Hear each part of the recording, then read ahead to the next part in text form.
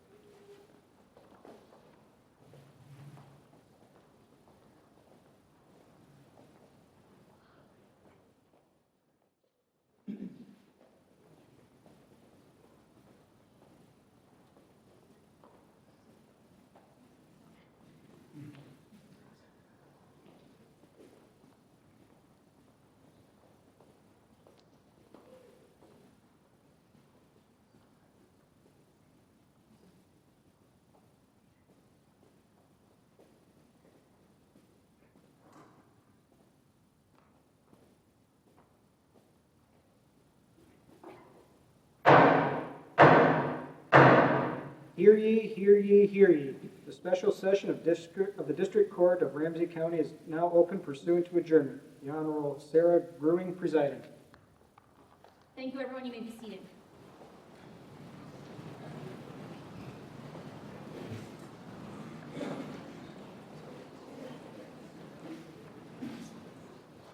Thank you, Deputy Dylan Klein-Saucer, for opening this special court session.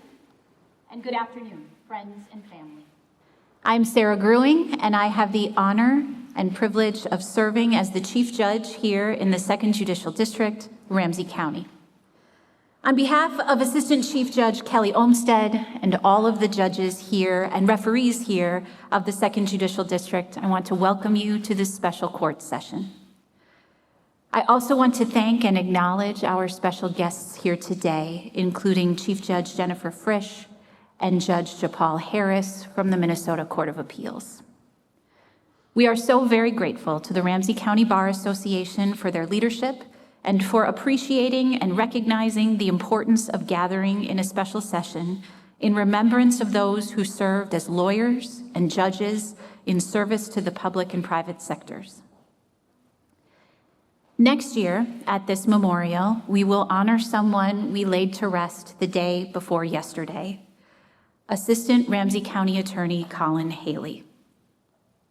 Brilliant, witty, and deeply human, Colin Haley was a gift to the justice system, and we were profoundly lucky to have had him for the time we did. Our hearts are with Colin's family, especially his little boy Francis, at this profoundly difficult time.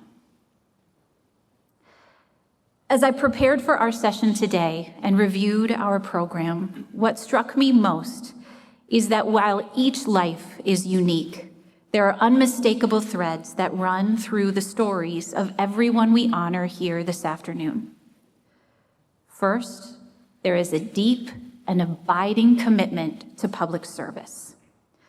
These were people who did not see the law simply as a profession, but as a responsibility to their clients, to their communities, and to the broader pursuit of justice.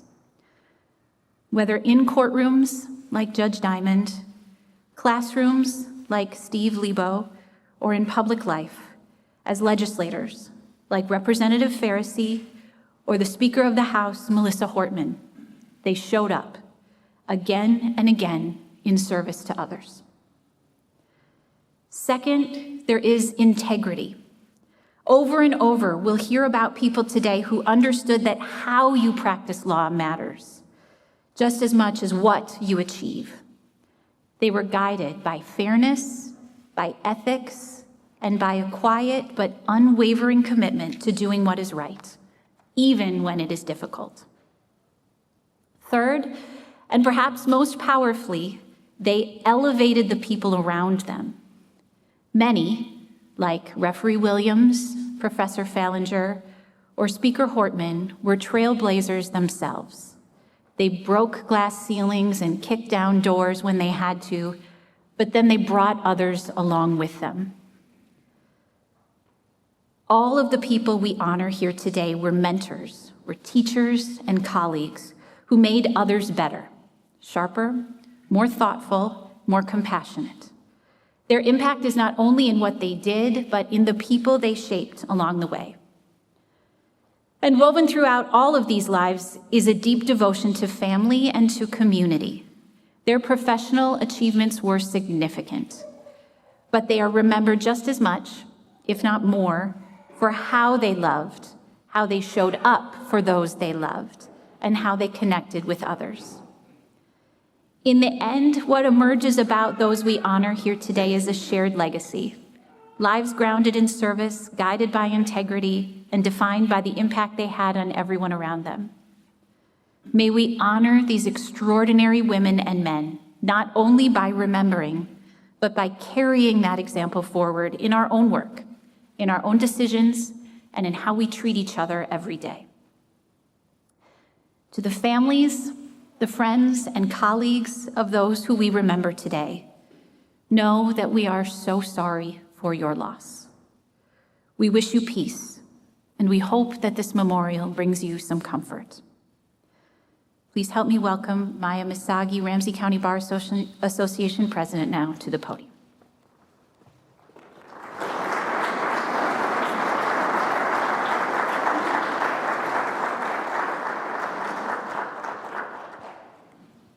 Thank you, Your Honor. Good afternoon. May it please the court, Your Honors, fellow members of the bar, and family and friends who are joining us in person and via Zoom. We are here together not only to remember those we have lost, but to acknowledge something larger than any one life, the quiet, steady passage of time that shapes all of us. In the law, we often think in terms of precedent, what came before, what guides us now, and what will endure after we are gone. Time, in many ways, is the ultimate precedent. It reminds us that no moment stands alone. Every argument we've made, every client we've served, every principle we've upheld is part of a continuum that stretches beyond our individual careers and lifetimes. Today is a way to honor that continuum. We recognize that those we remember are not separate from us. They are part of the same fabric. Their work informs ours. Their values echo in our decisions. Their presence, though no longer visible, remains embedded in the shared traditions and responsibilities of this profession. There is something deeply human and deeply necessary, I think, in this communal recognition. We come together not just to grieve, but to affirm that none of us moves through time alone. We are bound by memory, by respect, and by the understanding that what we do matters. Not just now, but in ways we may never fully see. And in that recognition, there is room, a need for gratitude. Gratitude for the time you were given with those we honor today. Gratitude for the lessons they imparted, often without knowing it. Gratitude for the chance to carry forward the work they began and continue it with integrity and care. I'd like to end with an excerpt from a Walt Whitman poem, Crossing the Brooklyn Ferry, which speaks to the passage of time. And you that cross from shore to shore years hence are more to me and more in my meditations than you might suppose. The similitudes of the past and those of the future, the glories strung like beads on my smallest sights and hearings, on the walk in the street and the passage over the river, the current rushing so swiftly and swimming with me far away.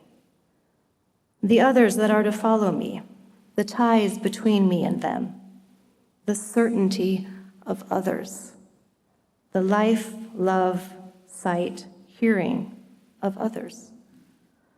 Others will enter the gates of the ferry and cross from shore to shore. Others will watch the run of the flood tide. 50 years hence, others will cross. 100 years hence, or ever so many 100 years hence, others will see, will enjoy the sunset, the pouring in of the flood tide, the falling back to the sea of the ebb tide. It avails not, neither time or place. Instance avails not. I am with you, you men and women of a generation, or ever so many generations hence. I project myself, also I return. I am with you and know how it is. Thank you for being with us here today and sharing this moment.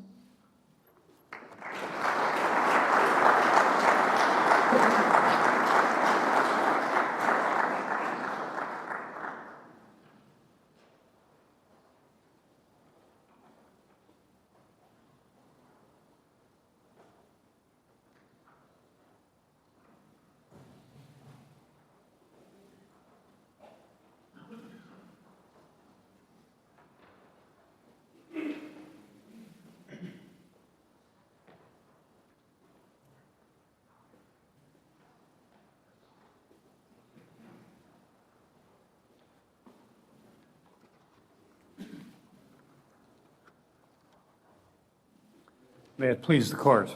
My name is Bill Donahue. I am a retired lawyer.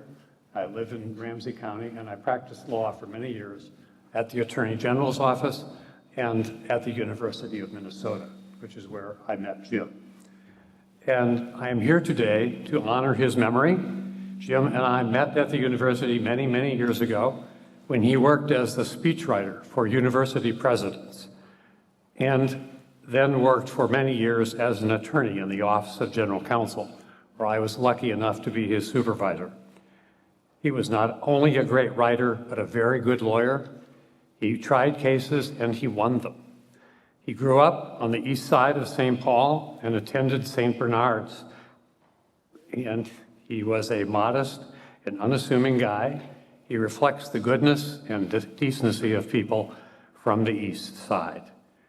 After high school, he went to St. John's University, got himself a BA, and he was the captain of the hockey team and the captain of the tennis team, which he was proud of in both cases. He then moved on to the University of Minnesota, and he obtained from the university a PhD in speech communications. And finally, he got himself a law degree from William Mitchell. He wanted to be incredibly well educated, and he was. Along the way, he was appointed as a Fulbright scholar, and he learned to speak impeccable German. He was well educated and smart. He was one of the Renaissance people of the East Side. Jim is most famous at the university, which is where I worked for forever, for being a speechwriter for 5 different presidents for 20 years. University presidents are, of course, well-credentialed academics with PhDs of their own. However, Jim was the intellectual muscle who brought their lofty ideas and their mission statements and made them actual fact and made them actual policies and made them better. He made it so they could communicate with governors and regents and faculty and students. The best example of this that I know of personally is an effort to refocus the university back in the 1980s. And President Keller was the leader of that. He decided he wanted to refocus the university, make it a little smaller, make it a little more elite. Jim worked with him on that, and Jim named the effort Commitment to Focus. Commitment to Focus was, as it turns out, a very popular idea and did transform the university and was so well thought of that it attracted hundreds of millions in donations for the university. It is a monument to good ideas and good writing as well, and Jim was one of the writers. Jim also practiced law for the university for many years in the Office of General Counsel, where I worked. He won his first case in Ramsey County District Court in front of Judge Paritsky and represented the U in many matters, including cases in both the Eighth Circuit and the Minnesota Court of Appeals. Jim was a university intellectual who devoted his working life to the university. He was committed to higher education and to the mission of the university, our only land-grant university. He was a tremendous person who made the university a better place. Jim deeply loved his family and cherished his many close friendships. He had a wry sense of humor, loved history, loved sports, and he loved winning at poker. But who doesn't love that? Finally, I would be remiss if I did not tell you about his obsession with fishing. He chased fish all over Minnesota, Wisconsin, and Canada. The fish won. He is survived by Charlene Tomke and his brothers, Jack Borgstead and Bob Borgstead. We miss Jim. We need more people like him. Thank you.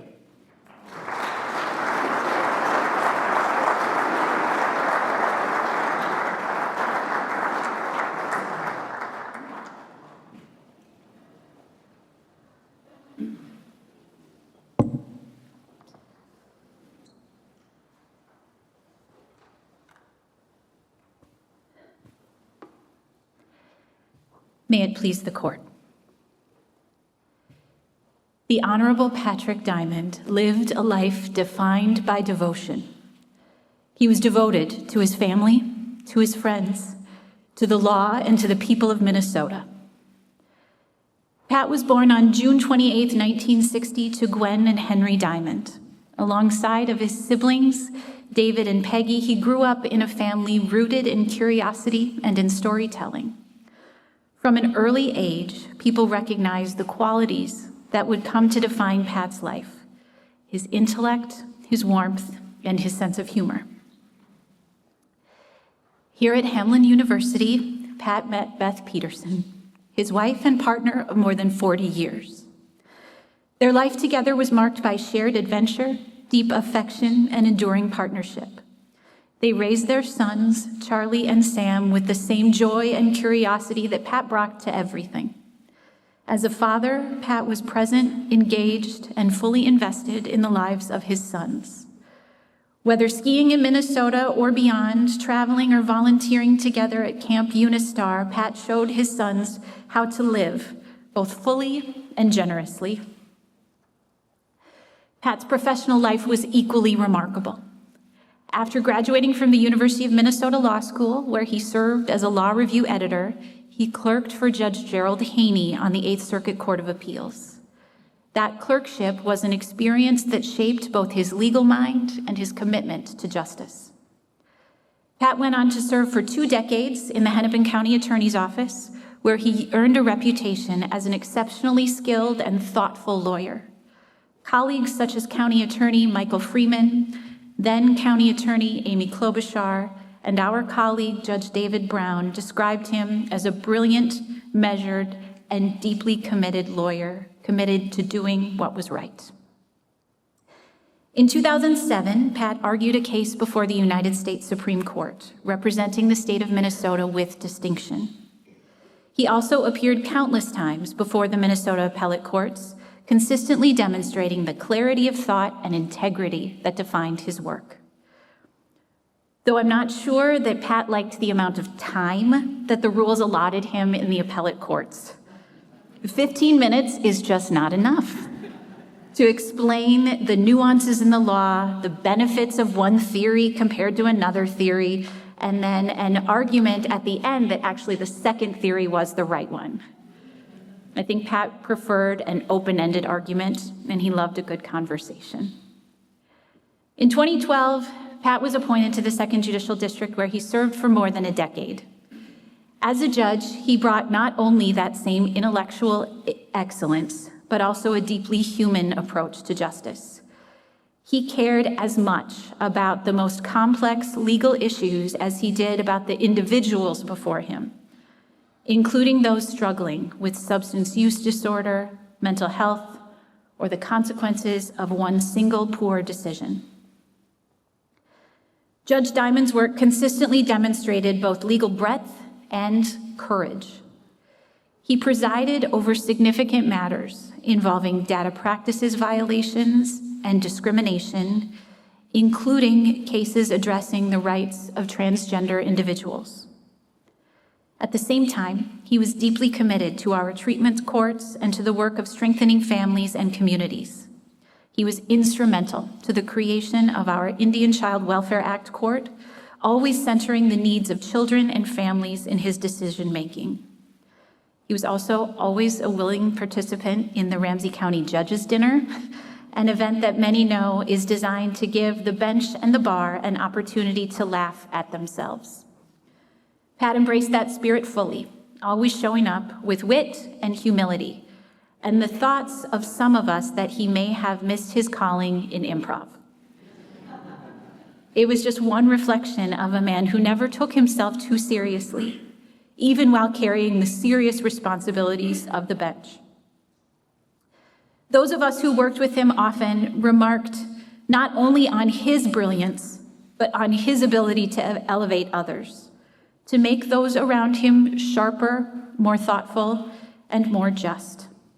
He was, as his dear friend Judge Paul Scoggin once observed, not just really, really smart, but also someone who could make everyone around him smarter.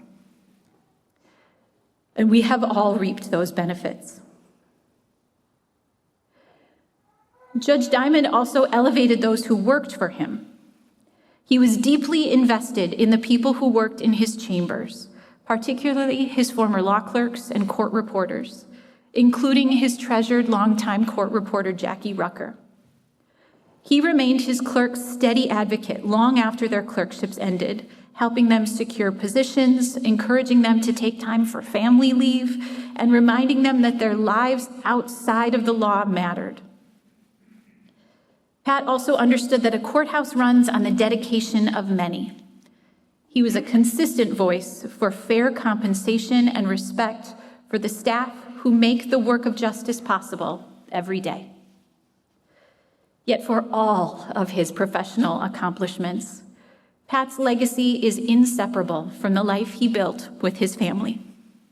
He is survived by his beloved wife, Beth, his sons, Charlie and his wife, Danielle, Sam and his wife, Mariah, his granddaughter, Zoe, his grandson, Harrison Patrick, and his extended family, all of whom were the center of his world. We lost Judge Diamond far too soon. It is a profound tragedy that he is not with us today. We have needed his guidance and wisdom now more than ever. But Pat Diamond's life reminds us that the law at its very best is a human endeavor, that we serve each other best when the rule of law is grounded in intellect, guided by integrity, and sustained by compassion. Judge Diamond embodied all three. His absence is deeply felt, but his legacy endures in the lives he shaped, the justice he advanced, and the family he so dearly loved. Respectfully submitted by Sarah Gruing and the judges of the 2nd Judicial District.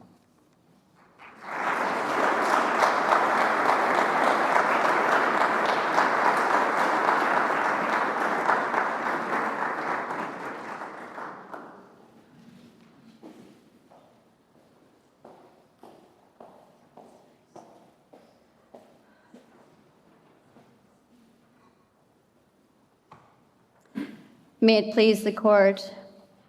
I'm Lisa Brabbett, longtime friend of Marie Falinger. Those of us that had the privilege of working alongside Marie knew that service was not a professional obligation she fulfilled. It was her reflex. It was her muscle. Whether she was representing vulnerable clients as a young legal aid lawyer, mentoring aspiring scholars, encouraging women to consider judicial office, or editing the Journal of Law and Religion late into the night, Marie moved through the profession with an insatiable desire to leave it better than she found it. She set about doing so quietly, persistently, and without regard for personal acclaim. Born in 1952, Marie graduated first in her class from Valparaiso University School of Law in 1976. Earned an LLM from Yale Law School and began a 4-decade career in teaching, scholarship, and leadership at Hamline University School of Law and later Mitchell Hamline School of Law. She twice served as associate dean and as interim dean, helped guide the institution through the pivotal merger that created Mitchell Hamline. Her steady leadership during that time reflected her character, thoughtful, measured, and focused on the good of the whole. Marie's early work in legal aid, helping the most vulnerable, profoundly shaped her professional identity. She also approached her work with a Lutheran faith as a core part of her life ethos. She was deeply influenced by the Jewish philosopher Immanuel Levinas, whose writings on the face of the other shaped her thinking.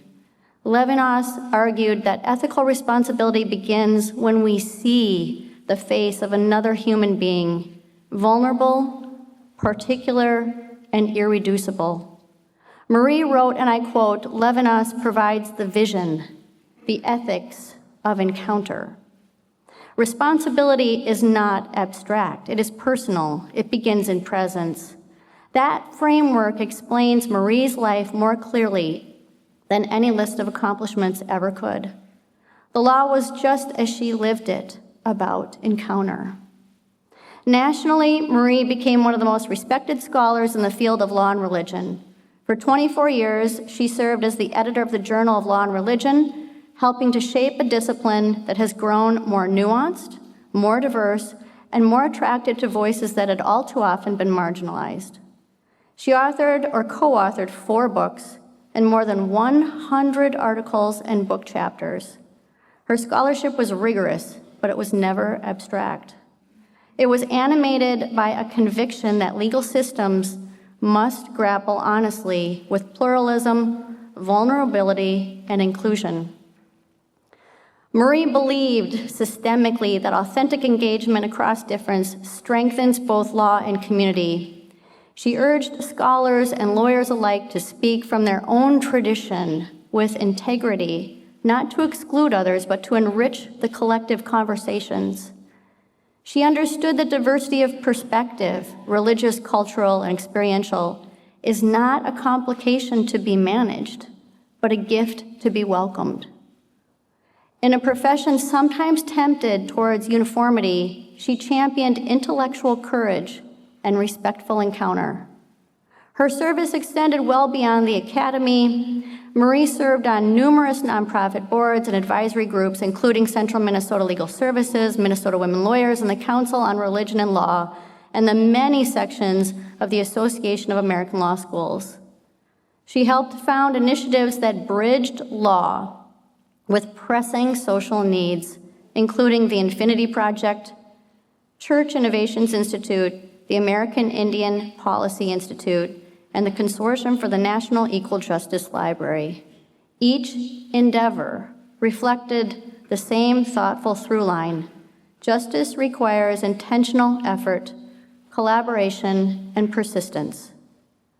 What made Marie's advocacy so powerful was that it was never about advancing category. It was about advancing people. She saw faces. She heard stories, and she recognized gifts. She understood how structures and assumptions can limit opportunity, and she set about challenging those structures with patience and resolve. She was unfailingly reliable.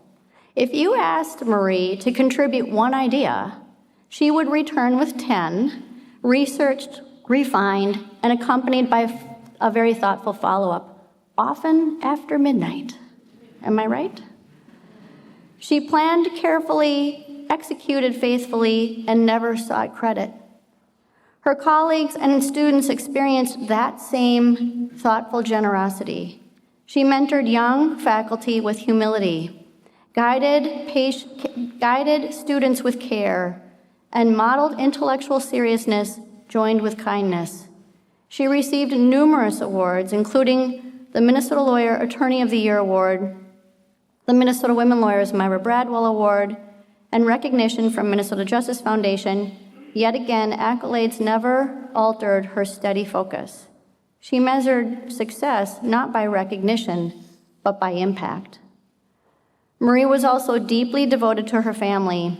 She was a proud mother of 2 accomplished daughters, both here today, Joanna and Chrissy's spouse, Cassie. Both Joanna and Chrissy became nurses. She was a doting grandmother to 4 grandsons, Isaiah, Christian Jackson, Coltrane, and 2 granddaughters, Harper and Sawyer.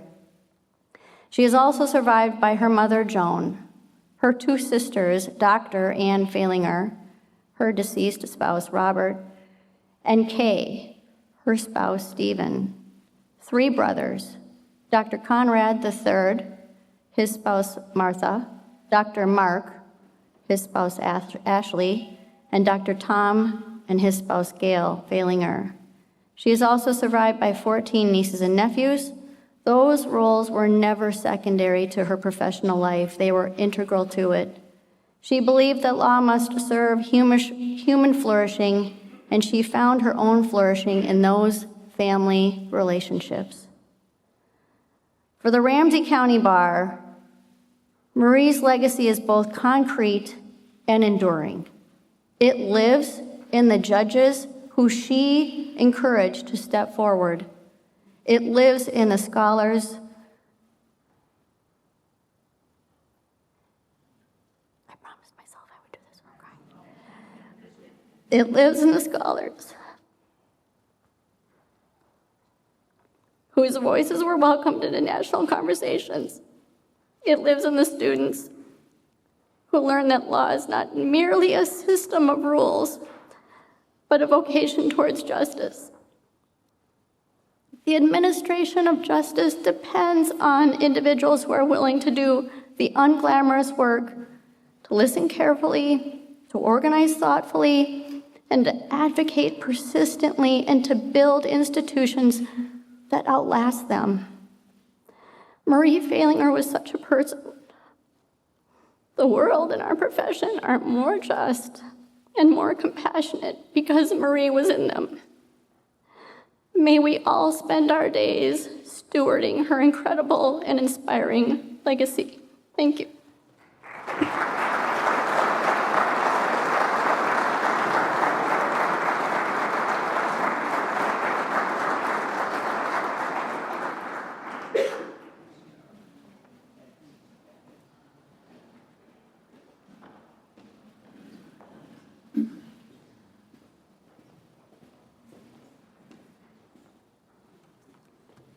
May it please the court, my name is Ray Pharisee. I'm an attorney in Minneapolis, and I'm here to present the memorial for my father, Raymond White Pharisee Jr., who died this past November. This is not going to be a sad tribute. My dad was 91 years old. He lived a full and well-lived life. He was born in St. Paul during the Great Depression and practiced law in the city for over 60 years. I guess you could say Ray was old school St. Paul. He was product of St. Luke's Grade School, Cretin High School, St. Thomas College of Law, and then William Mitchell. He loved this city. He was one of the strongest advocates the city had. When we grew up, our daily newspaper was the St. Paul Pioneer Press and the Dispatch. He took the Grand Avenue bus to work every day. We did not cross the river to go shopping. We did not. Ray came from a long line of legal professionals. His grandfather, Robert Pharisee, had been a state legislator back in the 1880s. His father, Ray, was a realtor primarily, but got his law license back when he was working for West Publishing back in the 1920s. His dad's brother, Roland Pharisee, was partners with future U.S. Supreme Court Chief Justice Warren Burger back in the 30s. And as my dad liked to say, the law firm was Pharisee Burger. And Ray had numerous other relatives who were attorneys and judges. The Pharisee clan can't find a job other than in the legal profession. So after law school, Ray worked first for the Ramsey County Attorney's Office for many years, And then he worked in private practice with future Court of Appeals Chief Judge Dee Dee Wozniak. Dee Dee was a big mentor to my dad. Then he worked with a number of other attorneys in St. Paul, guys like Marv Green, Dick Leonard, Alan Weinblatt, Mary Alton, Dick Wolf, John Battis, Tim Dunn. He was especially proud of having practiced with his daughter, Megan Stang. Ray was a longtime fixture in state and local politics, and at 6'5", he was a towering figure. It was said he chaired a good meeting. Ray was in the Minnesota House of Representatives from 1970 to 1980, where he was chairman of the House Judiciary Committee. He was chief author of the state's first minimum wage law enacted in 1973. He served as president of the St. Paul Charter Commission. He was chairman of the Ramsey County Charter Commission. He was president of the Ramsey County Bar Association, which I didn't know back about 40 years ago. He served for over 30 years as a referee in Ramsey County Conciliation Court, where he just loved being Judge Judy and helping people with their problems. Loved it. Ray had a passion for helping people and was devoted to the improvement of his community. Before law school, Ray studied to be a priest at Nazareth Seminary. And for my siblings and myself, we're glad he didn't become a priest, but Ray had an abiding faith that overrode all of his actions in life. He was a tireless advocate for the less fortunate in society. He volunteered his time and talents to a multitude of civic and religious organizations. He served for a long time with Chrysalis Women's Center, and he provided almost 60 years of volunteer work to the Little Sisters of the Poor. He was a true believer in the idea that you need to be the change you want to see in the world. Ray was rich, not in the monetary sense, but in that Jimmy Stewart kind of way. He had so many friends. It was from all walks of life. He knew everyone in town. You couldn't go to Mancini's. I mean, it was an hour before you sat down for your dinner because he just knew everybody. Ray's greatest joy was his family life, where he found endless enjoyment in his 5 children, 14 grandchildren, 7 great-grandchildren. Ray is survived by his wife, his first wife, who also happens to be his 3rd wife, my mother, Sydney. That's a story for another day.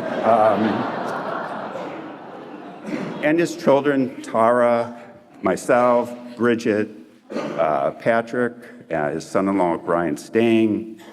He's predeceased by his parents, Ray and Francis, and by his sisters, and by his 2nd wife, Bobby Henry, and his daughter, Megan. You know, it's been said many people retreat and become more rigid in their thinking as they get older. But Ray broadened his horizons. He got better with age. He became more flexible. He accepted that different people might want different things and live in different ways. He was a man of honesty and conviction, and he stood for everything that's good and honorable about our legal profession. It was a life well lived, and he will be long remembered.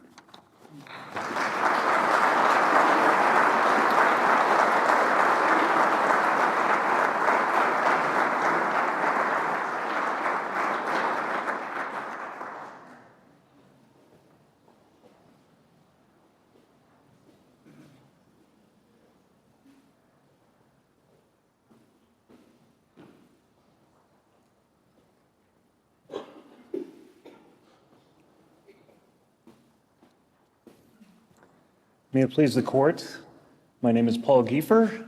I am here to give this memorial for my father, Michael Giefer.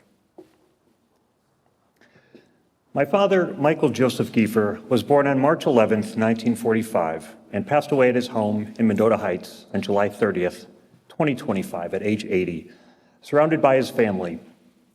A thoughtful and trusted advisor, he was known for his calm presence, sound judgment, and deep integrity. Over a long career advising families on complex tax and estate matters, he earned the respect of clients and colleagues alike. Michael was born in Seattle, Washington, where his father was stationed as an Army officer during World War II. The oldest of 4 children, he grew up in the Highland Park neighborhood of St. Paul. He graduated from Cretin High School in 1963, the University of Minnesota in 1967, and earned his law degree with honors from Georgetown University in 1970. After law school, Michael returned to Minnesota, was admitted to the bar, and began his career in tax practice with the accounting firm Broker Hendrickson and Company, later part of McGladrey. While working there, he completed University of St. Thomas accounting program by attending classes on weekends and earned his CPA. In 1974, he joined Fiduciary Counseling, Inc., FCI, a St. Paul family office providing investment, tax, and estate planning services.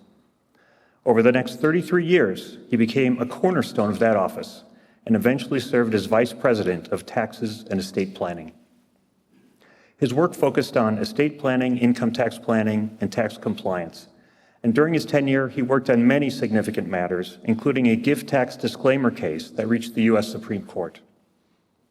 Michael was an elegant writer with a rare ability to translate complex tax and estate issues into plain language.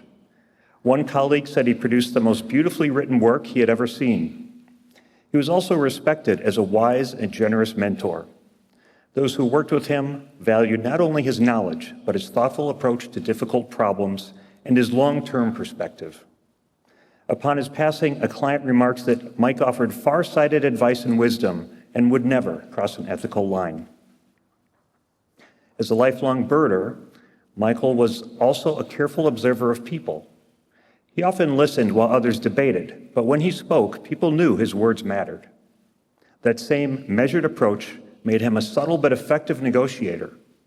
In one particularly difficult dispute, his steady and persistent manner helped resolve the issue.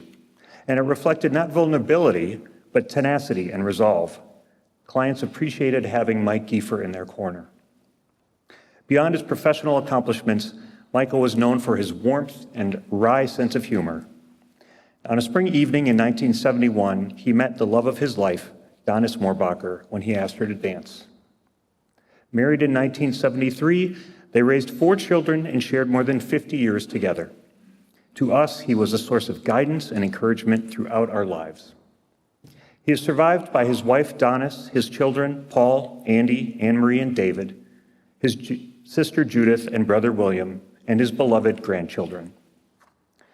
Michael was curious about the world throughout his life. A voracious reader and student of history, science, and nature, he especially loved time at the family cabin up on Big Trout Lake in northern Minnesota, where he enjoyed birding, walking the woods, and the beauty of the lake. Respectfully submitted, Paul Giefer.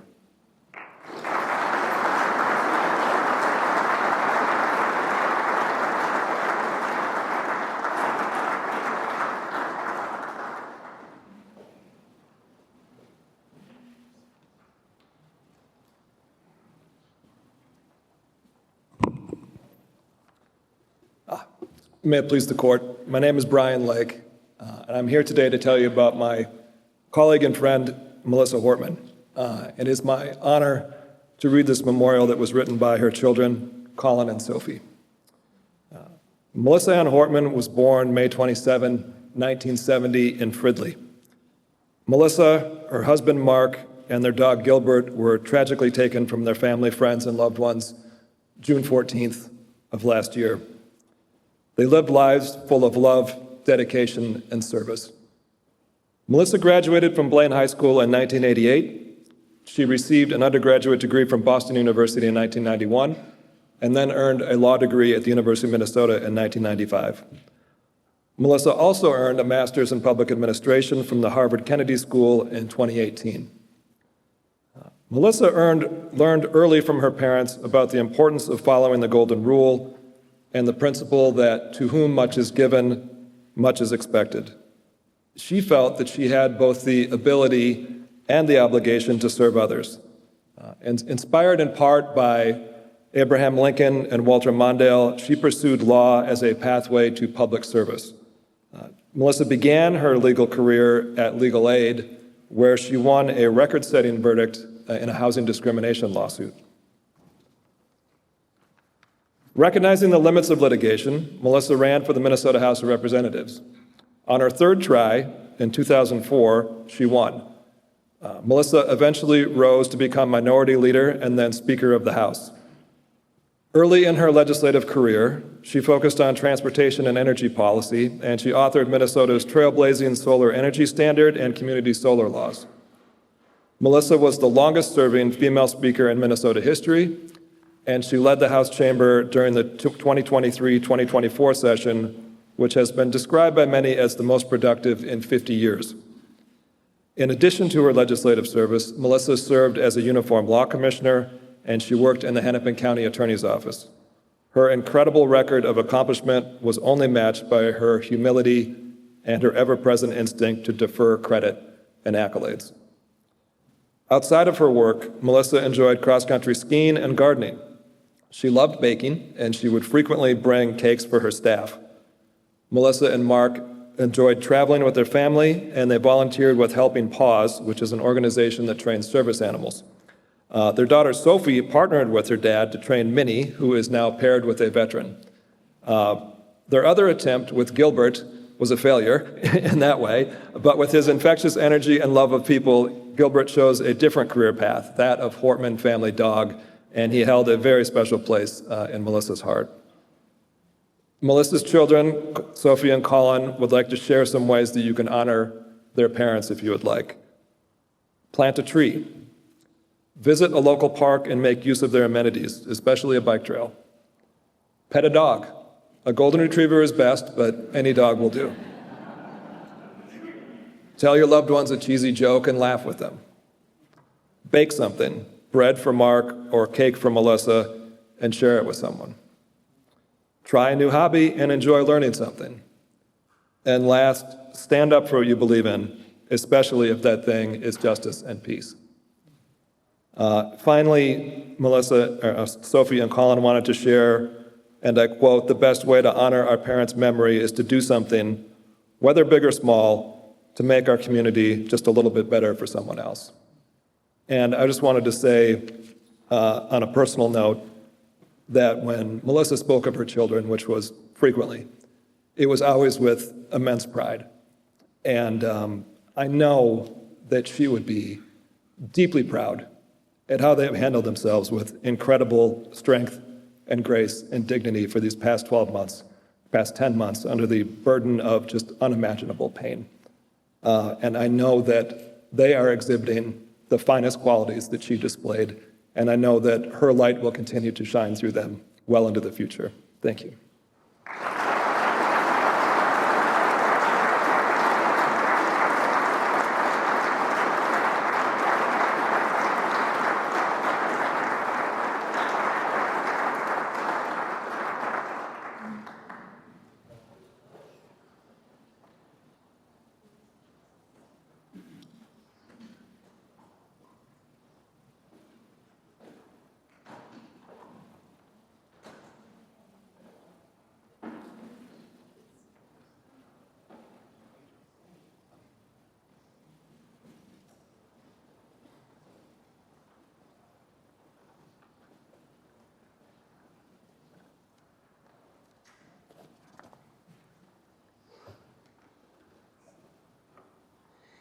May it please the court. My name is Nancy Wiltgen, and on behalf of Linda and the Kruger family, I am presenting my friend Mark Kruger for remembrance this afternoon. I met Mark on our first day at William Mitchell in the fall of 1982, and we were friends until his death in June of last year. I am honored to tell you what made Mark special. Mark considered himself fortunate to be born in the wave of post-World War II baby boomers. Life was good, families were growing, education was cheap, and jobs were plentiful. Mark himself had about 40 jobs before the age of 30. Growing up, his family moved every few years following his father's career. He graduated from high school in Hood River, Oregon, and briefly attended college in Oregon, California, and Colorado before deciding to take some time off from school. He referred to this period as my sophomore year, the best 8 years of my life. When he went back to school at George Washington University, he was a serious student, graduating with honors in English literature. His first job after graduation was as a paralegal with a DC law firm. He found that he liked working with lawyers and decided to pursue a law degree in Minnesota, where he and Linda would be closer to family. Mark was attracted to William Mitchell because it offered classes at night. That allowed him to work a day job and later to be a stay-at-home dad for their son, who was born during our first year of law school. After law school, Mark clerked for U.S. Judge Magistrate Earl Cudd, and then worked for the Zell & Larson law firm, followed by the St. Paul companies, which merged with Travelers, and then with Minnesota Lawyers Mutual. At each place, Mark was recognized as a talented attorney and a respected leader.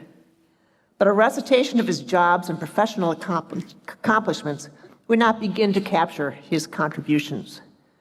Mark was a leader in the truest sense. He inspired people to want to be their best. He was a trusted advisor to the lawyers he worked with as a colleague, and a mentor to those he supervised. His empathy and intelligence gave him the ability to resolve the most difficult problems and resulted in lasting friendships with the people with whom he worked. Outside of work, Mark was a dedicated volunteer at his kids' schools and held many leadership positions at his church. For many years, he chaired the Hamlin Church Dining Hall at the Minnesota State Fair. If you ever went there for a meal, you probably ran into Mark. He is remembered by the volunteers there for his kindness, enthusiasm, and encyclopedic knowledge of everything about the dining hall. Mark knew how to keep volunteers happy, whether it was with a kind word, a funny remark, or a stash of candy for the youth workers. Mark never lost his sense of adventure. After retirement, he took a summer job working as a dishwasher at a resort in Grand Teton National Park, so he could live in that scenic part of the world. When he and his wife Linda traveled to Europe, he sailed home on a freighter ship carrying a load of steel. Mark's legacy will be the lasting influence he had on others. His quick humor, generosity, and openness allowed him to connect with people instantly. He was a wonderful husband, father, grandfather, brother, and friend. It's difficult to describe the special magnetism he had. But then, if you knew Mark, I don't have to tell you. If you didn't know him, I'm sorry for what you missed. I miss Mark every day. Respectfully submitted, Nancy Wiltgen, on behalf of the Kruger family.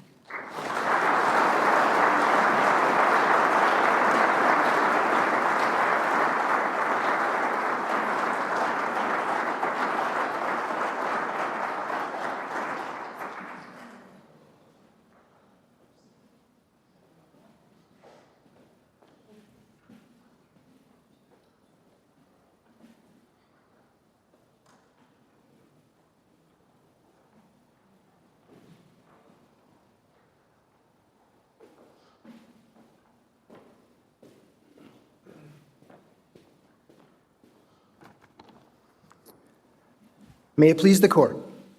My name is Brian Holly, and Steve was my father-in-law, but more than that, he was my teacher, tutor, mentor, and friend. Steve was born in St. Paul and grew up in Bloomington. He met his wonderful wife, Barb, on a blind date in college. The two were happily married for 55 years. They lived in St. Paul and Milwaukee before settling in New Hope, where they raised their two kids, Naomi and Aaron. After becoming an Eagle Scout and graduating from Bloomington High School, Steve attended the University of Minnesota, where he earned a Bachelor's of Arts with a double major in labor economics and industrial social psychology. He then attended the University of Minnesota Law School, earning his Juris Doctorate cum laude in 1973. Now, Steve began a very legal career in Milwaukee as an assistant research director at the Defense Research Institute. During his 10 years at the DRI, he also served as managing editor and a contributing author of their national monthly legal publication, For the Defense, which may or may not have ended up in trash bins in most of our offices over the years. I did read it from time to time. After returning to Minnesota with his family in 1984, Steve spent 2 years in a small firm engaged in tort and insurance litigation. Litigation, however, was not his forte, hence only the 2 years. As it turns out, that was actually a good thing for most of us because it led him to build a multifaceted career that truly reflected his passions for writing, learning, and teaching. He often balanced several projects at once, approaching each with the same dedication and quiet excellence that defined all of his work. Over the course of his career, Steve authored and edited numerous publications, including the annual supplements to the 56-volume treatise of Appleman's Insurance Law and Practice. It's a page-turner. He helped edit the Minnesota Real Estate Law Journal, the Minnesota Family Law Journal. He helped draft some legislation and position statements on pending legislation. He researched and wrote about insurance law issues and consulted on those issues for attorneys all over the country. He especially enjoyed being a technical editor of the Journal of Law and Religion at Hamline University with Professor Marie Falinger. Steve was committed to excellence in everything he did. His colleagues remember not only his skill, but his intention and unwavering dedication. They knew him as a man of deep integrity and someone who would always be counted on for his work, his support, and most importantly, the humor he brought to even the most challenging situations. As an editor, Steve never shied away from difficult assignments or difficult authors, especially those who didn't believe they needed an editor at all. With patience and quiet expertise, he had a remarkable ability to earn their trust, guiding them to accept his feedback and embrace his revisions. More often than not, those same authors would later express their gratitude, calling his work masterful. Steve liked to joke that he was Casper the Friendly Ghostwriter, working behind the scenes, making others look their best. Now, as a scholar, he was described as brilliant, incredibly thorough, and meticulous. He made significant contributions to the field of insurance law, often without seeking or receiving individual recognition. That, too, was a part of who he was, someone more focused on the quality of the work and the advancement of the field than on the personal credit. But Steve's true passion was teaching law. It was, in many ways, the perfect calling for him. It was not litigation. It allowed him to share both his love of learning and his deep passion for the law. For 25 years, he served as an adjunct professor at Mitchell, at Hamline, and later at Mitchell-Hamline, where he taught insurance law and legal writing. Yet beyond the classroom, perhaps his most impactful role, and the one that touched the greatest number of students, was his work in the Academic Success Program as a tutor. Steve is most remembered and deeply appreciated as a teacher and tutor. He had a unique ability to see and believe in each student's potential. He understood that success in law school required more than just mastering case law. His students needed encouragement, perspective, and practical strategies for navigating the stress and demands of the law school experience. Now, the many thank you notes he received over the years reflect not only how challenging law school can be, but also how tirelessly and patiently Steve worked with each student. He took the time to understand what motivated them to help them manage stress, sharpen their focus, and ultimately succeed. Not just as students, but as attorneys. To his students, Steve was more than a teacher. He was a coach, a cheerleader, and a mentor, and a part-time comedian. He had a gift for bringing humor into the room, whether through a well-timed and often poor pun, but a collection of toy dinosaurs on his desk, which he would use to explain really extraneous legal concepts. The rule against perpetuity comes to mind. Even the dinosaurs could survive the... His students continue to say they never would have made it through their first semester or first year or second year or even the bar exam without him. And almost always they speak about how his belief in them gave them the confidence to become not only successful students, but successful lawyers. Now, as much as Steve loved his work, his real passion was his family. Despite the pressures of work and pressing deadlines, Steve made sure he was home when his kids got home from school so he could hear about their day. He cherished family meals together and found a way to attend every school conference, activity, and event. And as the family grew, his love and caring expanded to include his kids' partners and his beloved grandchildren, Cecilia and Beckett. His repertoire of dad jokes and puns also continued to grow, allowing a whole new generation of laughs and groans. Now, Steve is missed by all of his colleagues, his friends, his family, and his students. He leaves behind many loving memories, a list of hundreds of books that he is still yet to read, and a quote my brother-in-law said, "a stegosaurus-sized hole in our hearts."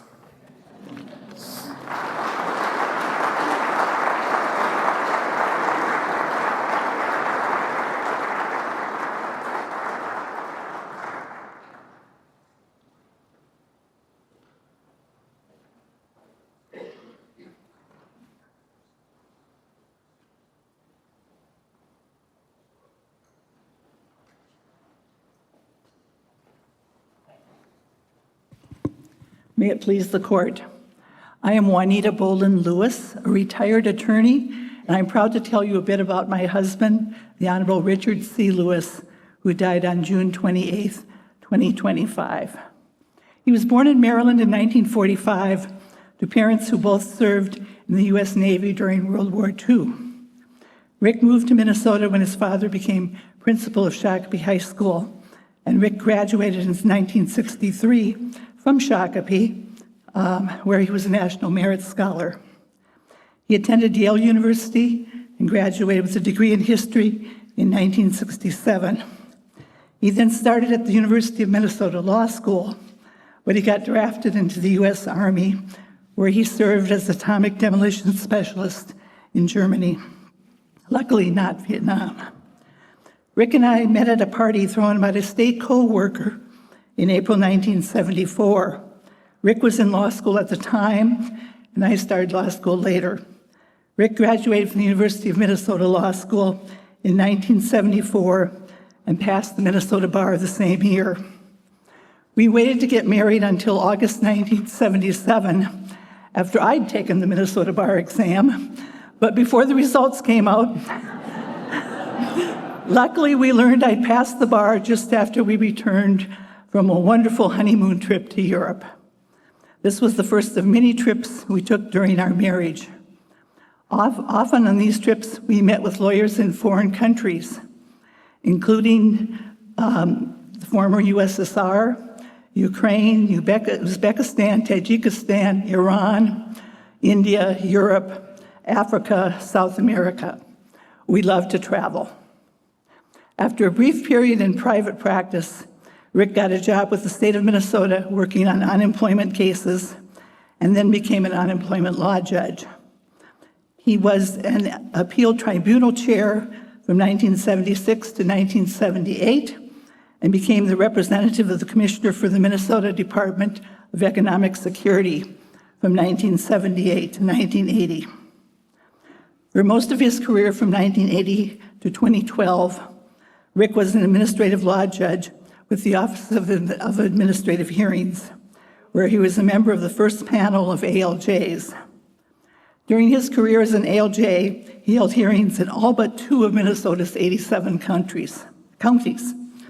He handled a wide variety of matters, including the extension of the nuclear power plant licenses, utility rate cases, power line routing, environmental disputes, child support disputes, various state licenses, discrimination claims, and personal discipline disputes, whereas my career was always in-house corporate work. Rick was active in the American Bar Association and led leadership positions in the Administrative Law Judges section. He was active in many volunteer activities, including treasurer of his Yale University class, past president and board member of the Yale Alumni Association of the Northwest, and served as the board member of the Shakopee Educational Endowment Fund. He and I have endowed scholarships at Yale, the University of Minnesota Law School, and University of Minnesota Athletics. Thank you for coming here.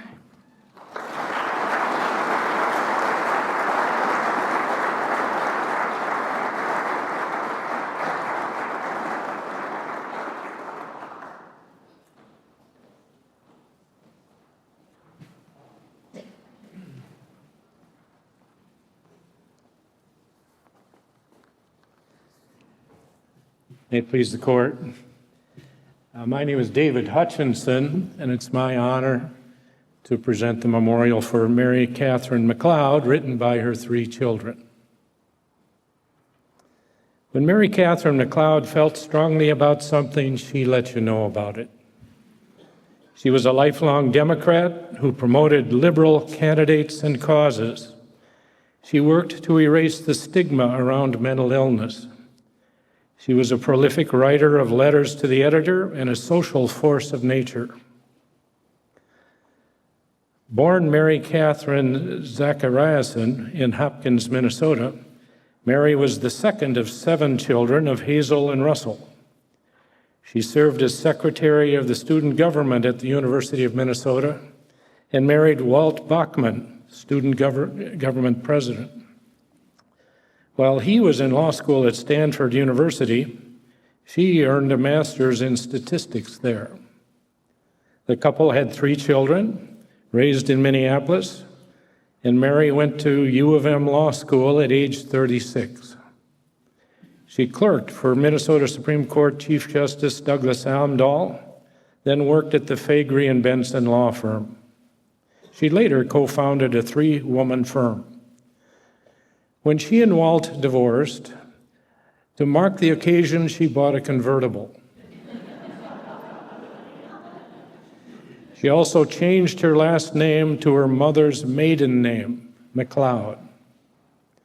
She was a powerful role model to her 2 daughters, who grew up to be as independent-minded as she was, and to her son, whom she helped survive a mental health crisis. In the early 2010s, Mary helped lead a $6 million fundraising campaign to transform mental health care at St. Paul's Regions Hospital. Before the 2018 gubernatorial election, Mary held a fundraiser at her St. Paul condo for then-candidate Tim Walz. She donned a purple witch hat and stood on a coffee table to introduce him. Mary was a gifted artist, crafting storm clouds in pastels and capturing lilies in watercolor.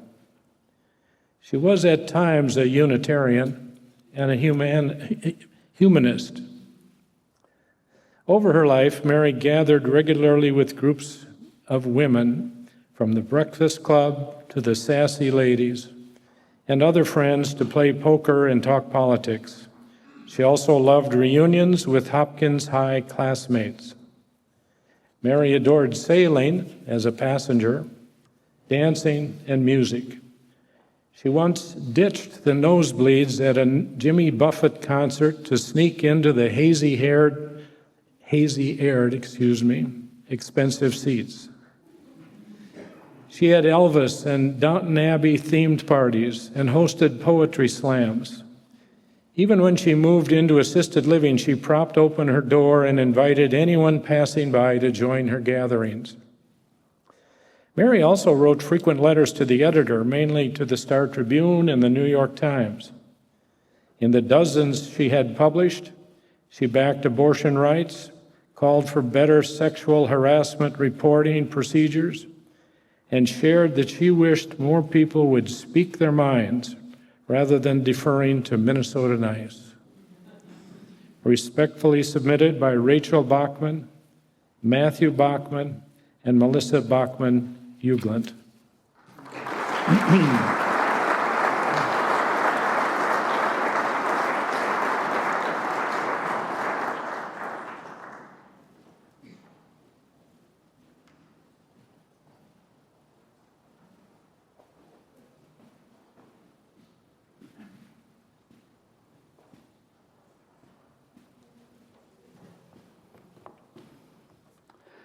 May it please the court. My name is Louis Robards. I worked many years at the Minnesota Attorney General's office with Lloyd Moosberger. Also worked there at that same time with Byron Starnes, who's present today. Byron and I collaborated on our recollections of working with Lloyd in our memorable career at the Attorney General's office. Lloyd was born in 1933 to humble beginnings in the West End of St. Paul. He was educated at St. Francis de Sales Grade School, Cretin High School. He attended the University of Minnesota, and he graduated from the William Mitchell College of Law. In 1954, he married Idarine Patricia, known as Pat, McCall, and they established their home in Ortonville in Big Stone County. In 1958, he began his law practice there. In 1963, Lloyd was appointed Special Assistant Attorney General by Walter Mondale, and also served then for the next 4 Attorney Generals with distinction: Bob Mattson, Doug Head, Warren Spanis, and Skip Humphrey. Lloyd is survived by his 5 children: son Greg and his wife Sue, son John, daughter Mary, Todd is their husband, Coolidge, an attorney, Anthony, and his wife Jill, and daughter Pam. They have 8, Lloyd had 8 grandchildren.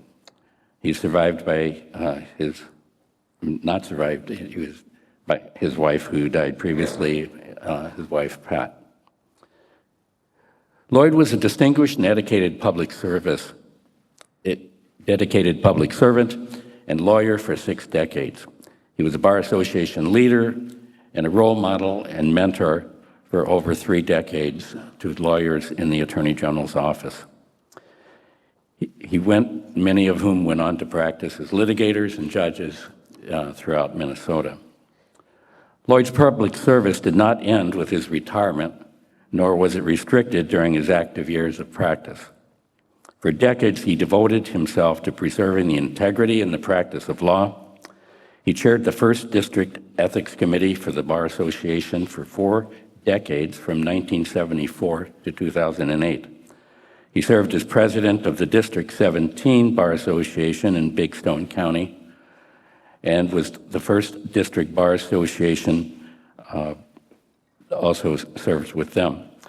In 2014, Lloyd was awarded the first Judicial Amicus Curiae Award for exceptional service, contribution, and other efforts to assist the courts, and recognized by the court as a dedicated and diligent servant to the legal community and public service since 1974. In his retirement, Lloyd volunteered his time with Sharing and Caring Hands in Minneapolis and the Neighborhood Justice Center in St. Paul. At the Attorney General's office, Lloyd was admired as a litigator and a mentor. Byron Starnes recalls that at one Attorney General staff meeting in 1969-1970, Attorney General Head recognized Lloyd for the successful resolution of a difficult and extended litigation. He commended Lloyd's qualities as a lawyer for emulation to the entire staff, noting that Lloyd exemplifies 2 qualities of all of us who should serve and strive for as lawyers. He is committed to a standard of legal excellence and fairness in his work, and he always thoroughly finishes his cases. I first met Lloyd in 1973 when I joined the Attorney General's office after graduating from the University of Minnesota Law School. My first assignment was with the Highway Department Eminent Domain Division, where attorneys were assisted with acquiring lands for state and federal road projects.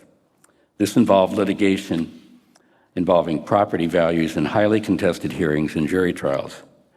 Lloyd was the supervising attorney in that division. I soon realized Lloyd's uncanny ability to quickly analyze legal issues and to think strategically. I also recognized his keen sense of ethics. He emphasized that doing the right thing was far more important than winning your case. That while government lawyers represent their own clients in the government agencies, they also must serve all of the people of Minnesota. This was in 1973, when the Watergate investigation was at its height. Ethics in government was under the spotlight. To a young lawyer fresh out of law school, Lloyd set a very high standard of ethical practice, which was inspiring and lasting to me and to many others on the Attorney General's office who worked with him. As I gained experience in my early years there, Lloyd was always available to discuss cases, and his advice was always honest, sometimes blunt, concise, and accurate. He encouraged being active and decisive, win or lose. He never criticized a loss, but encouraged learning from mistakes and get back on your horse and do it again. Once, during a week-long trial in rural Minnesota, and many other times too, I would call Lloyd at home in the evening to discuss a particular strategy question. Lloyd was always willing to talk into the evening and was invariably spot on with his advice. Once, when I failed to follow his advice, I unfortunately learned that he had been right and I was not. I worked with Lloyd until he retired in 1996. Over those many years, he went from mentor to trusted colleague and friend.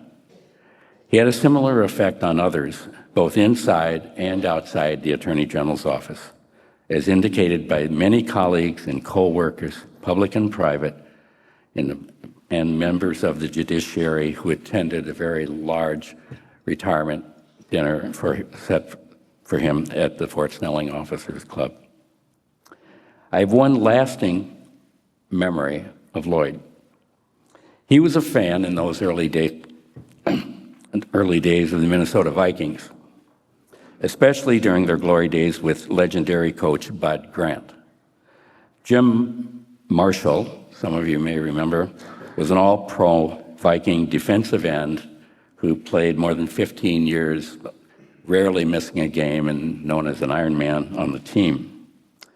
When Jim Marshall retired, he paid a special tribute to Bud Grant, and he commented that if he ever had to be alone in a battle, in a foxhole, the one person that he wanted to have with him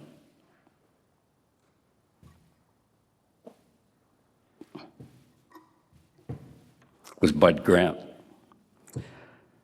When I read that and saw that comment, I thought immediately, that's Lloyd Moosberger. He was a Bud Grant figure, certainly for me, and I think for many people in the Attorney General's office.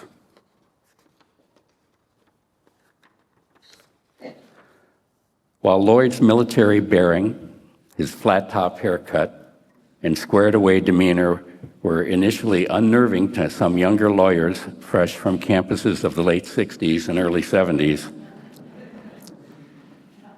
when I first met him, I thought he looks like Bob Haldeman.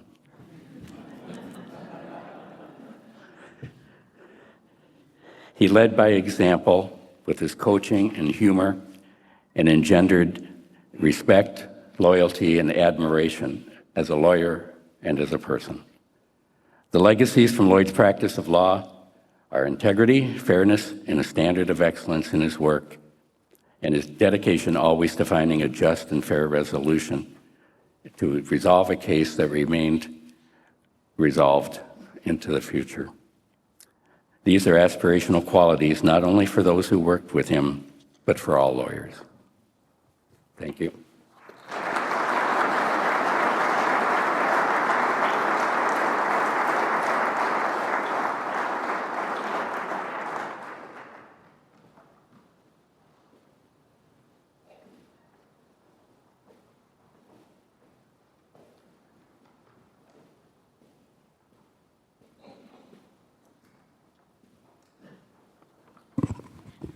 May it please the court, my name is Keith Goodwin. I've been asked by the family to make this presentation on behalf of my long-term friend and colleague that I've known for over 40 years.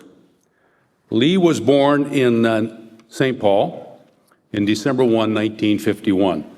He passed away peacefully in his family home on August 14th with his loving family by his side, his wife Kathy, and his daughter, and the Woodars. He grew up in Richfield, Minnesota, graduated from Valparaiso in 1973, and got his law degree from the University of William Mitchell Law School. After law, he went to work as an attorney and appeals director for the unemployment insurance program for the state of Minnesota. His duties included responsibilities over 20 unemployment law judges and supervising arguing appeals before the Court of Appeals. I would speculate that he probably argued over 100 Court of Appeals cases during his tenure. During that time, he became one of the leading experts unemployment insurance in the state of Minnesota and in the country. I remember sessions when we were in Washington, D.C., where he would tell federal regulators what they needed to do to make the unemployment insurance system better for both employers and applicants. He wrote provisions, almost a lot of provisions, of the Minnesota unemployment insurance law. He was on a committee that determined what laws would be submitted in that category. An independent bipartisan group was set up, including legislators and representatives of employers and applicants, and also the Legal Aid Society to determine what changes should be made to the unemployment insurance program. He would draft those amendments, present them to the committee, and then present them to the legislature in legislative committees and so on. What I remember Lee the most, although I spent a lot of time with him professionally, was in his non-professional life. He spent a lot of time with his family. He loved to go to Florida. He did many numerous events. He went to his grandsons and his daughter's sporting events a lot. His grandson, by the way, was named after him, Nelson. What his second joy was training for marathons and doing mountain climbing. Now, if you understand Lee, you would understand that he was pretty petrified by heights. When he was with his wife going over Hoover Dam, he had to put a blanket over his head and lay down flat so he would not be petrified. I've seen him on a mountain climbing where the slope was like this, and he was stuck to it like Spider-Man. But he didn't let that stop him. He was very determined, just like he was in private practice. He went Grand Canyon run rim to rim, 24 miles, 4,000 feet of vertical. Then he decided he was going to become mountain climbing with his friends. And a number of people in this audience, including a retired judge, went mountain climbing with him. And he was determined. He was never going to get up, even though he was scared. He climbed over 20 14,000-foot mountains. He climbed the third tallest mountain in the North American continent, Pico de Orizaba, in Mexico. And there's other people in this room that did a number of mountain climbings with him. I would say that he was an active member of the House of Hope Church. He serves as a deacon, elder, and volunteer for Loaves and Fishes and National Life Out. Now, I would say that one of the things, if Lee were here, he would say he doesn't want this to be too long. If he did drafting, it was this long, he would figure out if he could drop it into this long. So I won't spend a lot more time, but I can tell you that those of us who knew him well and his family, he is a man of tremendous energy and intellect, and we were so pleased to have our time with him. We wish he were still here with us, and we love him dearly. Thank you.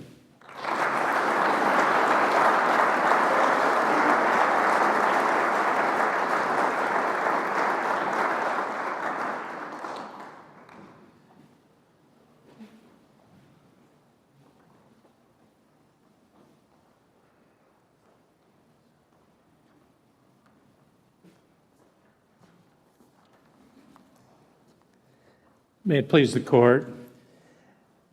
It's my honor to present the memorial for Michael Roland Sager, written by his son. Michael Roland, Mike Sager, peacefully departed from this life on July 18, 2025, at the age of 77. Michael was a beloved father, grandfather, brother, and friend. Born in Fremont, Nebraska on February 17, 1948, Michael was the son of the late Warren and Darlene Sager. He graduated from Grinnell College in Iowa in 1970 with a bachelor's degree in history, and he married the former Mary Ellen Ruvelson the same day he graduated from college. He then attended Northwestern University School of Law in Chicago and received his Juris Doctor degree in 1973. After law school, Michael and Mary Ellen moved to her hometown of St. Paul, Minnesota, where they had 2 sons, Charles and Nicholas. After Mary Ellen's death in 1987, Michael raised his sons by himself and instilled into his sons his love of learning and unique sense of humor. As an attorney, Michael worked for the Attorney General's Office of the state of Minnesota on 2 occasions, as well as the Candy-Ojai County District Attorney's Office in Willmar, Minnesota, Burlington Northern Railroad in St. Paul, and his own private practice. Michael never stopped learning, taking classes in ancient Greek in the 1980s and graduating in 2001 with a master's degree in computer science from the University of St. Thomas in St. Paul. Late in life, Michael developed applications using FileMaker Pro for other attorneys. Michael was a man of considerable wit to go along with his sharp mind and caring soul. He avidly played contract bridge, participated in Pilates, followed Nebraska football, discussed the great books, and played the piano, much to the pleasure of his neighbors. He enjoyed spending time gardening at his home, often getting help from his granddaughters Hannah and Sophia. Michael is survived by his sons, Chuck and Nick, daughters-in-law Candy and Erica, granddaughters Hannah and Sophia, brothers Bill and Jeff, sisters-in-law Kathy and Linda, and many close friends, among them Susan O'Connor, Gary and Gail Carger, and Ludine Perry. Respectfully submitted by his son, Charles Sager.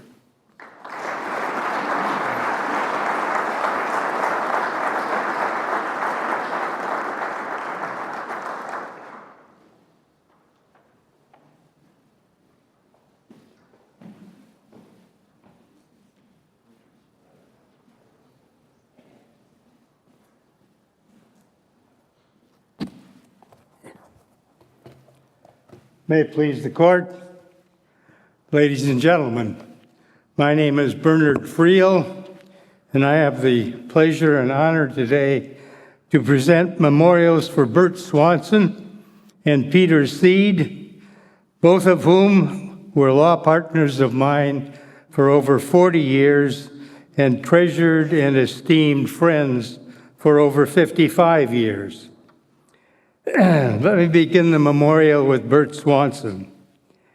Bert was born August 27, 1927, to Harry and Eleanor Swanson in Two Harbors, Minnesota, and died in Eagan, Minnesota, at the age of 97 on February 14, 2025. He was raised in Two Harbors with his older brother, Harry.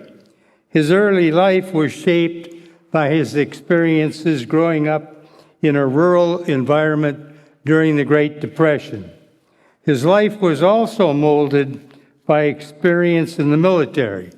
Following his graduation from high school in Two Harbors in 1945, he enlisted in the United States Navy. He was discharged and then enrolled in Duluth Junior College, and then went on to the University of Minnesota, where he graduated with a bachelor's degree in business administration in 1950. And through the University ROTC program, he received a commission as the second lieutenant in the United States Army. Bert was soon called to active duty in the Korean War, and that call to duty was not a welcome message, for Bert received it on the very day in 1950 of his marriage to Helen May Husett. Not a welcome wedding gift. Bert had met Helen at the University of Minnesota in 1947, where both served on the student board of the business school. Together they raised 6 children: Stephen, Catherine, Paul, Tim, Patrick, and Carrie. They would also have 13 grandchildren and 13 great-grandchildren. In his late retirement years, Bert provided several years of loving care to his wife, Helen, who passed away in 2024, even as his health began to fail. Upon his return from Korea in 1952, he attended the University of Minnesota on the GI Bill. He was admitted to the Minnesota Bar in 1955 and began his legal career with Morgan, Rodenbush, Morgan, Ayler, and Davis in St. Paul the same year. When Dave Forsberg applied for a job in the fall of '58 at the Morgan firm, he spoke with each of the lawyers at the firm. After these interviews, David concluded, and I quote, "Except for Bert, I wasn't sure what to think, but he was friendly and helpful and clearly glad to see me. I accepted a job there solely because I wanted to practice law with Bert." And of course he did.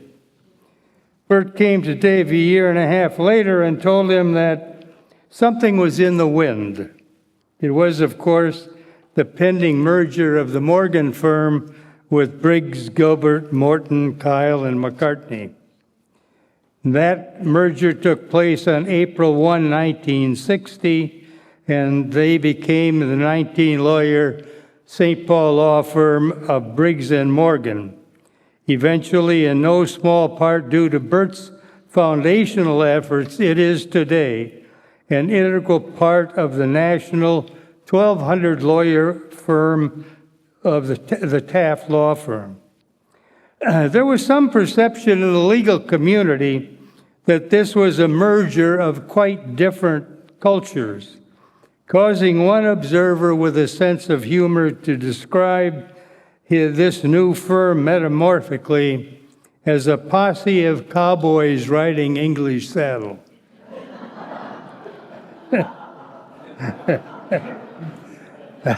Bert observed that to be a recognition of the firm's diversity. The young members of the new firm at the time of that merger consisted of partners Clarence Hart and Bert, associates Mike Galvin, John McNeely, Dave Forsberg, and me. We were all less than 35 years old, and between the firm parties and the St. Paul JC functions, we, together with our wives, spent a lot of social time together. Bert and Helen had gatherings at their home in West St. Paul, where Bert, heeding the warnings of the Cold War, had constructed a sub-basement bomb shelter under his home. At one of our firm gatherings, we had occasion to tour the shelter, including senior partner Charles Briggs, who had served in the Army during World War I, and who, upon inspecting the shelter, was heard to express some skepticism as to its effectiveness.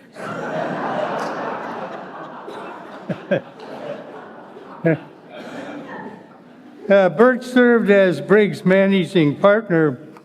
Bert served as Briggs and Morgan's managing partner, and in no small measure made sure the firm maintained its fiscal health. Bert's partner, Sam Hansen, Justice Hansen, remembers Bert as a business guy who convinced his partners to start running their practice more like a business.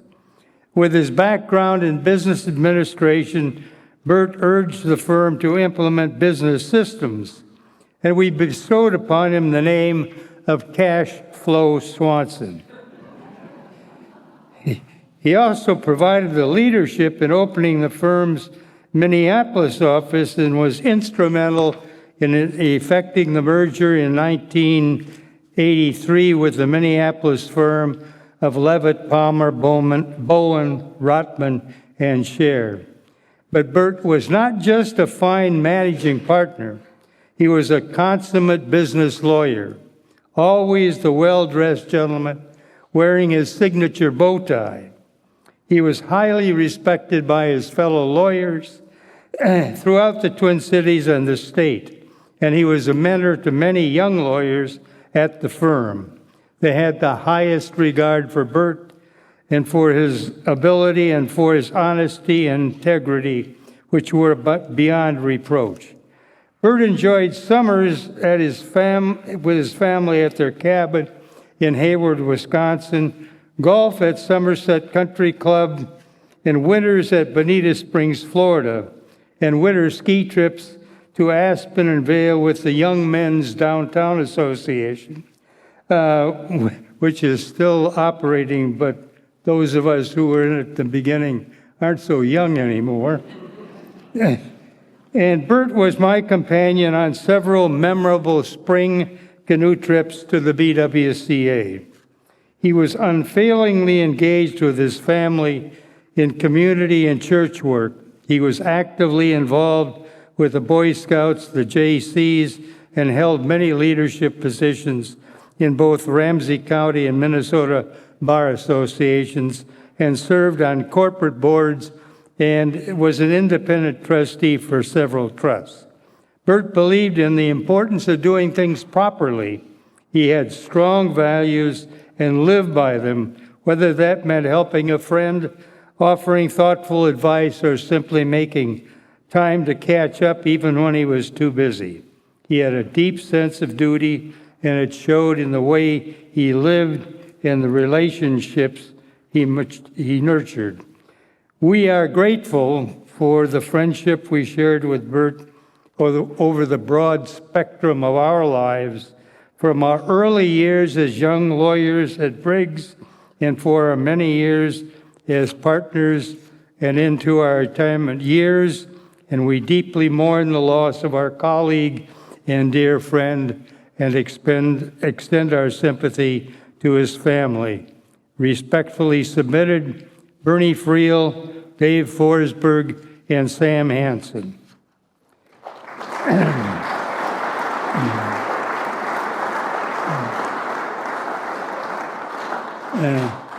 Thank you. I have the honor now to present the memorial for my partner, Peter Seed. Peter was born June 6, 1937, and died at the age of 88 on September 26, 2025. Peter was raised in Minneapolis. He graduated from Yale, and with his new bride, Linda, at his side, attended Harvard Law School. He then served as a legal officer in the Army for 2 years at Fort Benning, Georgia, where he taught law in the evening. Linda and Peter returned to Peter's roots in Minnesota, where he clerked for Minnesota Supreme Court Justice James Otis for 1 year. He then joined the law firm of Briggs & Morgan and soon moved to Grant Township in Washington County, where he and Linda raised 2 children, Nancy and John, along with, as John was quick to point out, many, many animals. He had sort of a hobby farm. Soon after Peter joined the firm, it was discovered it was not unusual to find him working at the office with his shirt tails hanging out, which is a consequence of his long-waisted frame. A solution was soon found. A housewarming party was held to celebrate the Seed's new home in Grant Township.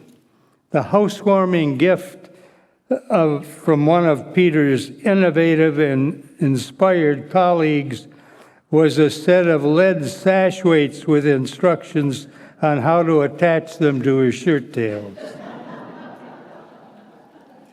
Although initially imagining himself as a trial lawyer, in 1970, at the suggestion of partners Neil Morton and Frank Hammond, Peter and I were charged with creating a municipal bond for the bond department for the firm. This suggestion was not warmly received by Peter, and it arose from legislative changes which permitted all municipal corporations in Minnesota to be able to issue industrial revenue bonds. Briggs had been the bond counsel for the St. Paul Port Authority since 1965, and until that legislative change, it was the only municipal corporation that could issue industrial revenue bonds in the state of Minnesota. As the use of industrial revenue bonds quickly grew, Peter and I sought additional lawyers to provide service, but more conservative heads in the firm prevailed, and the firm hired a then brand new experimental category of professionals called paralegals. In the 1970s, we were the first department to hire paralegals and hire and support women lawyers, including Mary Ipple, a colleague and dear friend of Peter's who contributed to this memorial and who continues to practice with Briggs' successor firm, Taft. Peter was very proud of helping lead that charge to employ women lawyers, and the two that we first employed graduated from William Mitchell while they were working for us and later became lawyers in our bond department. In the mid-1970s, Peter became the primary bond counsel to the St. Paul Port Authority, and the bond department continued to expand rapidly, and the Seaway Port Authority of Duluth became a bond client as well as the city of Duluth. Duluth had a very different project in mind. It was having sewage disposal and water pollution problems, as was the city of Cloquet, a few miles up the St. Louis River. Those cities engaged us to draft legislation to create a joint sanitary district to address their problems. It was a monumental task, like creating a Met Council on a smaller scale, but it was perfect for Peter's superb drafting skills. While the draft was in process, he periodically met with Ben Boo, the mayor of Duluth, and Larry Yetke, a lawyer representing Cloquet, and later a Supreme Court justice, to discuss various issues that arose during drafting. Both Yetke and Boo had strong opinions on the composition of the managing board. Peter's final draft appropriately satisfied neither in their desire to have control of the board. In 1971, that legislation was adopted by the Minnesota legislature and was passed and is now Chapter 458D of Minnesota statutes. It's a lasting monument to Peter's lawyering skills. Peter practiced at the firm for 42 years. He served 20 years as head of its 12-member public finance department. He authored several public finance articles and was a senior fellow and involved in the creation of the American College of Bond Counsel. Peter was active in civic affairs after retirement and was involved, he would say his crowning achievement was helping to secure legislative support for converting the abandoned Sioux Line Railway in Washington County into the Gateway Trail. Peter held the position of honorary director of Parks and Trail Council and Gateway Browns Creek Trail Association. In recognition for his services in relation to the trail, he was presented with a prestigious Rule Harmon Award in 2011. In Vero Beach, Florida, which was his retirement home, he also worked and advocated for reform to the sunshine laws in Florida, and he was opposed to a rail extension of a rail line from Palm Beach to Orlando, and in that effort, he helped draft the brief to the U.S. Supreme Court. In his late retirement years, Peter also provided several years of loving care to his wife, Linda, whose health failed badly in the years immediately before her death. Peter always had a positive can-do attitude and had a particular genius at solving complex issues. And he always had a positive and good-natured attitude, which made him a pleasure to work with. Peter was our colleague and dear friend for over 55 years, and we will sorely miss him and treasure the contributions he has made to our life's experience. With deep affection for Peter and sincere condolences to his family, respectfully submitted, Bernie Friel and Mary Epple. Thank you.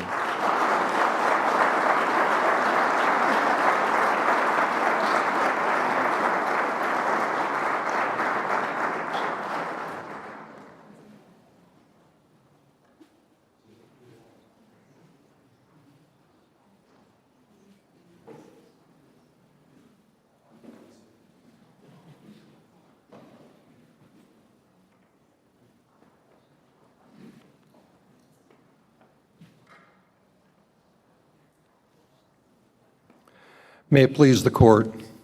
My name is Jim Wilson. I'm a lifetime friend of Owen Sorensen. Owen was born in Minneapolis, April 30th, 1947. He grew up in Minneapolis until the 8th grade, when he moved with his family to Hopkins. He graduated from Hopkins High School in 1965. After completing his undergraduate work at St. Olaf College, he moved to St. Paul, attended William Mitchell College of Law, and graduated cum laude in 1973.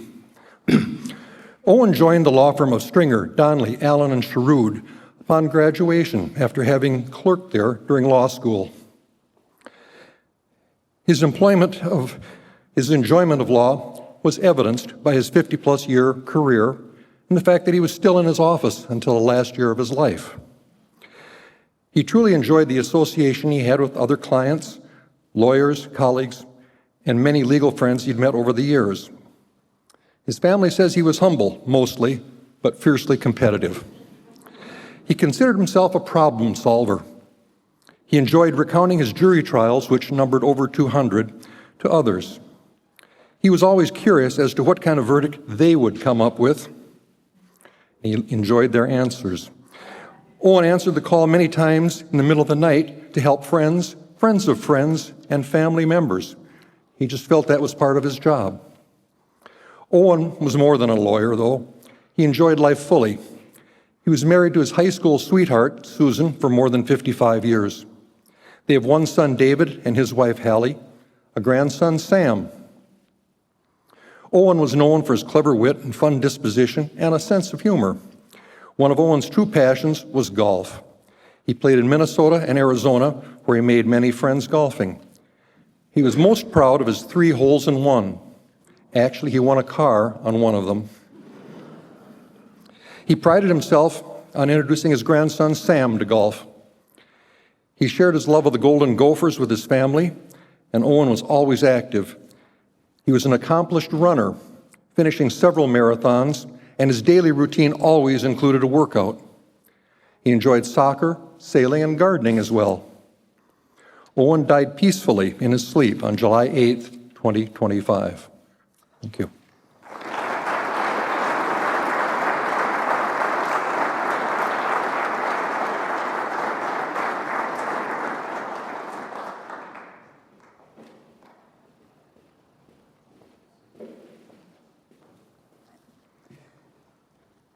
May it please the court. My name is Rick Vogt, and I'm here to share some thoughts and memories on behalf of my brothers and sister about our father, Tom Vogt, a man that we respect as a lawyer and loved as a father. Thomas Monroe Vogt died suddenly and peacefully on September 26, 2005. He was predeceased and by his beloved wife of 49 years, Elizabeth Alexandra Vogt, known as Sandy, in 2005, and his late-in-love wife, Dorothea Tenney. Dad is survived by his 4 children, Liz Vogt, Rick Vogt, David Vogt, and Peter Vogt, their spouses, 13 grandchildren, and 5 great-grandchildren. He is also survived by his brother, John Vogt. Dad was born on February 24th, 1932, in St. Paul to Frederick and Dorothy Vogt, and lived there until 3rd grade, when the family moved to White Bear Lake. He graduated from White Bear Lake High School and attended college and law at the University of Minnesota. Dad was a respected labor attorney and named partner of the then named law firm Fellhaber, Larson, Fenlon, and Vogt. I guess they shorten all the names these days. Where he practiced for 44 years after serving in the Navy. He was the go-to guy in the firm with national practice in the then emerging field of labor law. He enjoyed taking the most complex and challenging cases and found ways for his clients to succeed. At one point, he was one of the top 5 labor attorneys in the country and a leader in the general practice of labor law from the 1960s to the 1990s. In addition to his law practice, Dad was an adjunct professor at the University of Minnesota Law School, teaching labor law courses. As a teacher, Dad instilled in his students the importance of challenging themselves intellectually, setting high standards for their work product, and understanding the importance of providing exceptional legal counsel to their clients. Notwithstanding his prominence as a lawyer, we are told that Dad had a peer relationship with the junior attorneys he worked with. He was always forgiving as they struggled to get it right. Dad was awarded the Leonard Lindquist Distinguished Practice Award in 2008. That was the first year that award was given. When not working, Dad enjoyed downhill skiing and obsessed by it. He stayed on the slopes into his late 80s. He learned to fly and obtained his private pilot license, which he used in the practice of law, but he actually did it to expand his range for serious skiing. He was an avid outdoorsman. He built a log cabin with multiple additions, and built it by hand, cutting the trees, stripping the bark, notching the logs, in addition to a sauna, and it became a 1-bedroom and eventually became a 4-bedroom cabin, which it's still on the Upper Peninsula of Michigan, and we still all enjoy and use it. Dad was a loving and generous father, giving us many adventures growing up, many ski trips, outings to various cabins on the lakes. He would sing us meaningful lullabies to put us to bed, such as Anchors Away, among others. We'll always remember him as tough but fair. He was direct. He would direct and we would respond. Dad, that's not fair. And he would reply, tough. He will be missed. Respectfully submitted by Liz Vogt, Rick Vogt, David Vogt, and Peter Vogt. Thank you.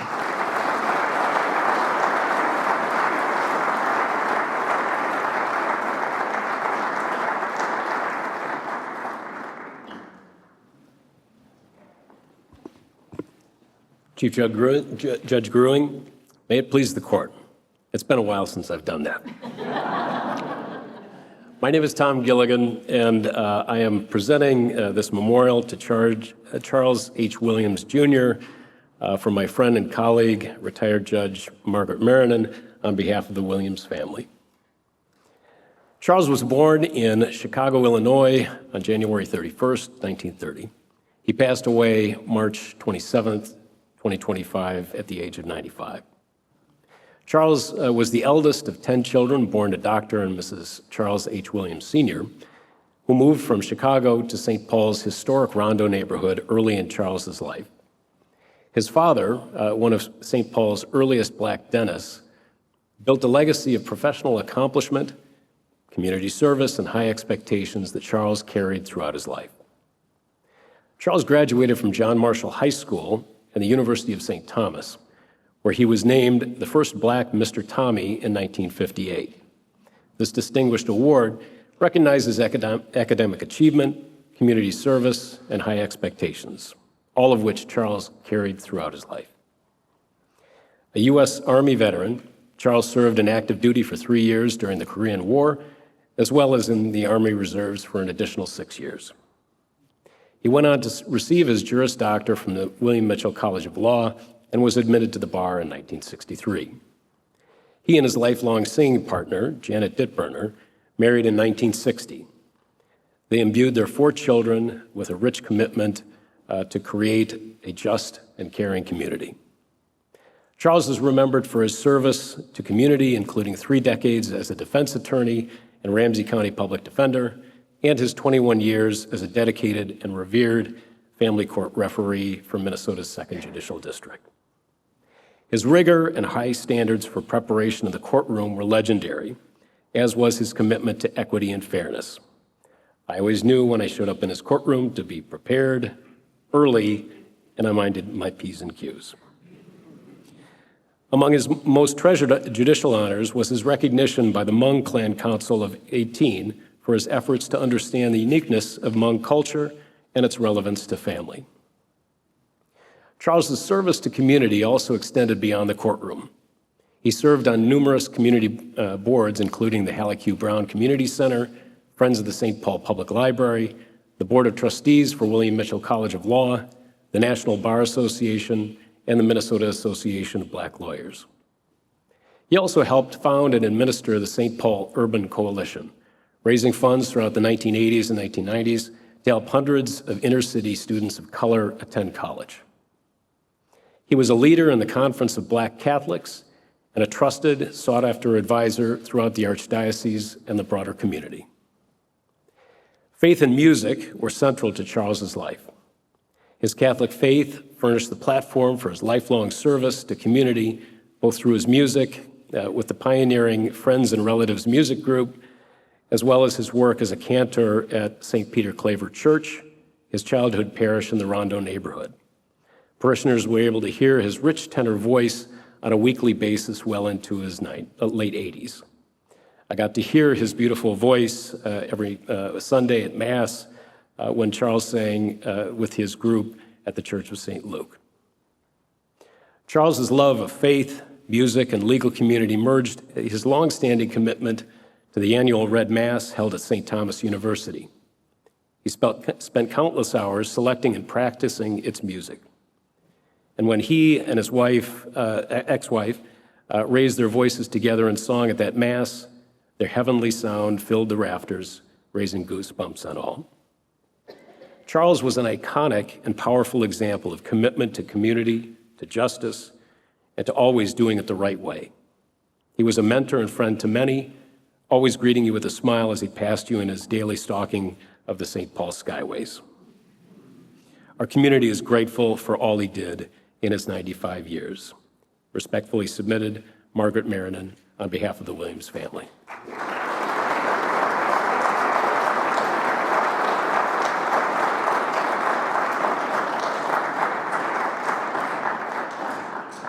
Members of the community, on behalf of the judges and referees here today, I want to thank all of you for your attendance at this special court session.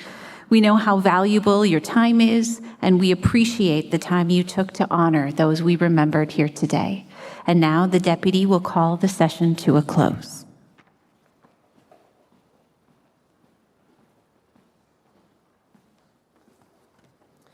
This special session of the district court is herewith adjourned.